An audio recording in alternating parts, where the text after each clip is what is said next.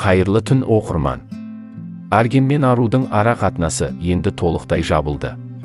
Себебі қызымыз бүгін өзінің басқа жігітпен неке қиғанын жариялаған болатын. Махаббат тек 3 жыл өмір сүреді деген қағида бар еді ғой. Аружан өзінің теңін тапса, Аргенде өзінің жұбын тез тауып кетеді деген тілектеміз. Бүгін болса Арген Алматыға келіп басқа Аружанмен видео түсірген болатын.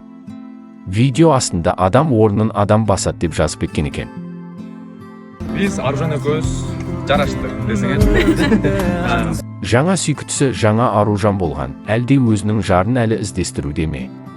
Қалай ойлайсыздар? Өзіңіздің ойыңызды жаз кетіңіз. Аргенге бақыт тілейміз, өзінің жаңа жарын тез кезіктірсін деген ойдамыз. Мүмкін сезім бағына келіп қалар. Кім біледі?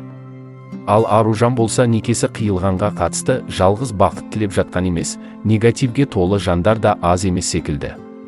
Соған қатысты өзінің жазбаларын қалдырды. Үрген адам үрей берсін. Ал мен таңдаған өмірімді өткіземін. Өзім. Ал сіз хейтерлер сіздің қоғамыңыз берген ұят деп жүретін өмірді сүре беріңіз. Қанша байға тием, нелерін күйіп пісіп жатыр деймін да. Әрбір адам өзіне жауап берсін, дейді Аружан. Солай енді, әркім өз өміріне өзі жауап беруі тиіс. Жастарға тек жақсы сөзден басқа ештеңе тілемейміз.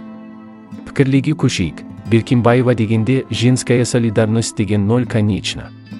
Медина подругасы болған соң, она куда денется.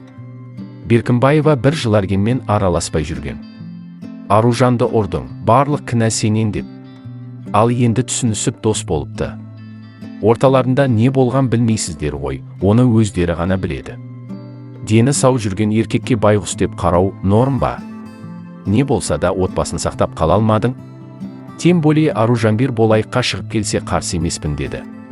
Өзің бармадың, енді жыламасай, сенде енді бақытыңды тап, өзіңді жертва қылмай. Бір Аружан кетсе, басқа Аружан бар дегені ғой.